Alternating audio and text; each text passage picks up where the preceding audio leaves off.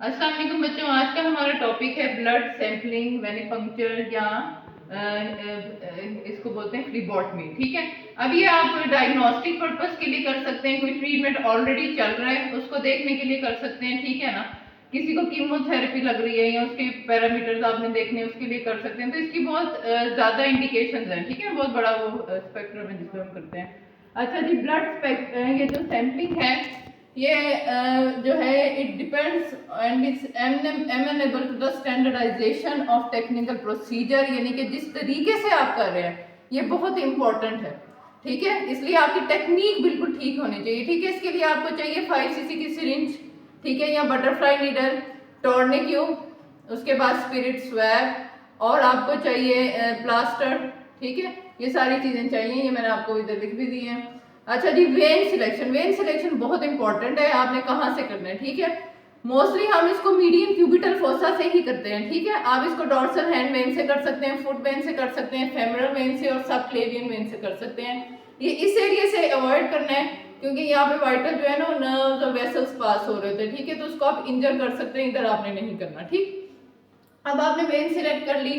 दूसरा आपने ये देखना है कि पेशेंट जो है उसकी क्या वो उसकी है उसकी मेस्टेक्टमी तो नहीं हुई हुई। अगर जिस साइड पे मेस्टेक्टमी है उस साइड से आप सैंपल नहीं ले सकते। ठीक है, अगर किसी को कोई और इशू है वो सारा आपने पहले पेशेंट से हिस्ट्री वगैरह सारा ले लेना है। अभी हम इसकी तरफ भी आते हैं। ठीक है, सबसे पहला पॉइंट है कि let the patient feel comfortable. आपने पेशेंट को कंफर्टेबली सीट करना है। ठीक है, उससे सारी हिस्ट्री लेनी है कि उससे कोई ब्लीडिंग हिस्ट्री तो नहीं। ठीक है, उसको सिनकपी तो नहीं हो जाती जब वो ये देता है सैंपल, फेंट तो नहीं हो जाता, स्वेट्स तो नहीं आते। ठीक है, ये सारा कुछ उसे पूछ लेना है। उसके बाद आपने पेशेंट की डॉक्यूमेंटेशन करनी है। Documentation is extremely important. ठीक, अगर आपने डॉक्यूमेंटेशन में थोड़ी सी भी गलती कर दी, उसका नंबर गलत लगा दिया रजिस्टर में और उसकी वायल्स पे, तो देखें सैंपल्स तो मिक्स हो जाएंगे ना, खराब उसका वो आएंगे वैल्यूज। तो डॉक्यूमेंटेशन जो है ना, clerical error, it is the worst form of error. और आपके एक उसके नंबरिंग से पेशेंट की जो है लाइफ वो it will be at cost. ठीक है, जिस तरह हम ब्लड बैग में लिखते हैं ए नेगेटिव, अगर आप नेगेटिव का प्लस बना देते हैं पेशेंट की तो डेथ हो जाएगी। इसलिए ये मेडिकल पर्सनल्स के लिए क्लरिकल एरर जो है ये किसी सूरत नहीं होना चाहिए। ठीक है, तो आपने प्रॉपर डॉक्यूमेंटेशन कर लेनी है पेशेंट से, उसका नाम एज वगैरह कंफर्म कर लेनी है कि ये वही पेशेंट है। वायल्स पे आपने उसका नंबर लिख देना है, उसके रजिस्टर में भी, और सारा जो है वो एंट्री हो जानी चाहिए। ठीक है, अच्छा, ये पेशेंट को हमने कंफर्टेबली सीट भी कर लिया, इसकी इंफॉर्मेशन भी सारी ले ली, डॉक्यूमेंटेशन भी कर दिया, सैंपल नंबर भी लिख लिया, हिस्ट्री भी ले ली।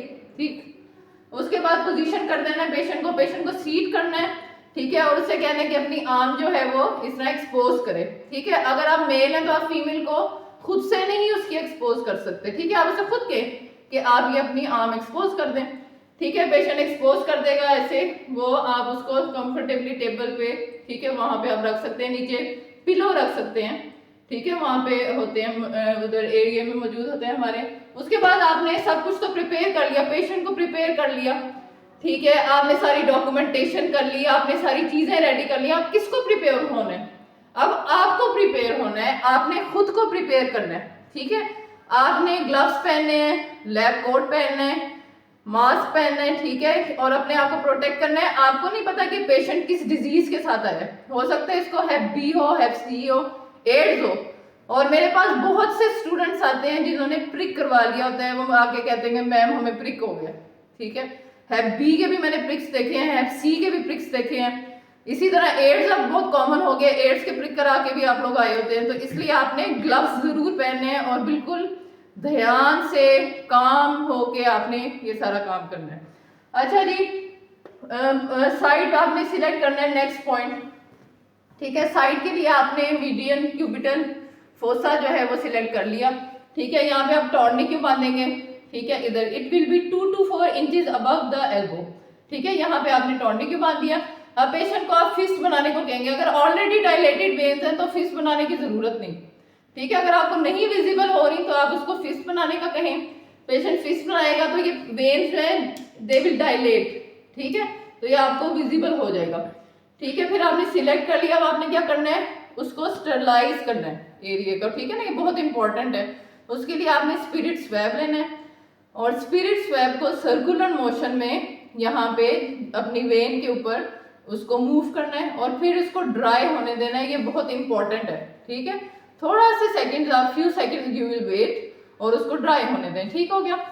अच्छा जी, ये एक और इम्पॉर्टेंट पॉइंट ये है कि आपने अगर मल्टीपल सैंपल्स लेने तो आप बटरफ्लाई यूज़ करेंगे, अगर आपने 1 या 2 सैंपल लेने तो आप 5 cc की सिरिंज यूज़ कर लें, ये आपके ऊपर डिपेंड करता है, ठीक हो गया। अच्छा जी, पेशेंट के यहाँ पे हमने टॉर्निक्यू भी बांध दिया, स्टरलाइज भी कर लिया, उसको फिस्ट भी उसने बना ली। अब आपने क्या करना है कि स्किन को थोड़ा टॉट करना है, ठीक है, थोड़ा टॉट करना है और आपने लेस देन 30 या उससे कम, प्रेफरेबली आप 20 डिग्री का एंगल बना लें, तो आपने उसकी ल्यूमन के अंदर जाना है, ठीक है। अगर आप एंगल बढ़ा देंगे तो आप तो पंक्चर कर देंगे वेन को, ठीक है ना। तो आपने लेस देन 30 का एंगल बना के अंदर इंसर्ट कर देनी है नीडल। अच्छा जी, फिल सिरिंज को आपने फिल कर देना है, जितना रिक्वायर्ड है, ज़्यादा नहीं फिल करना, जितनी रिक्वायरमेंट उनकी उतना ही फिल करना है, वेस्ट नहीं करना ब्लड को।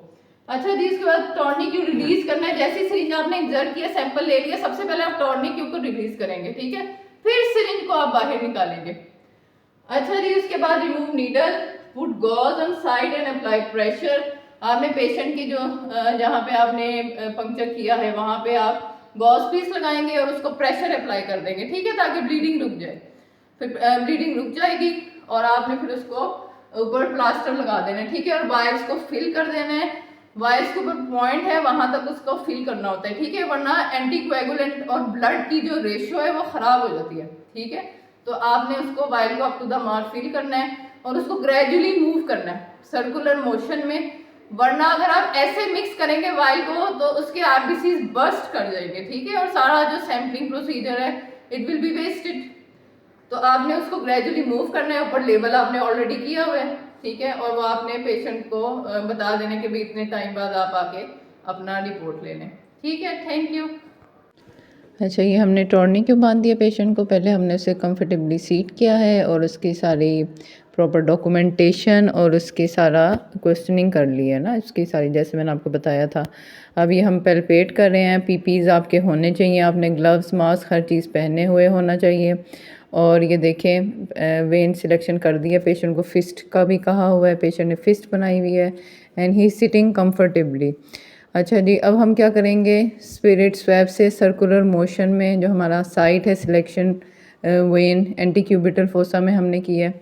मोस्टली हम मीडियन क्यूबिटल वेन ही लेते हैं, तो इसको हमने सर्कुलर मोशन में स्पिरिट स्वैब को हमने वो किया है अप्लाई।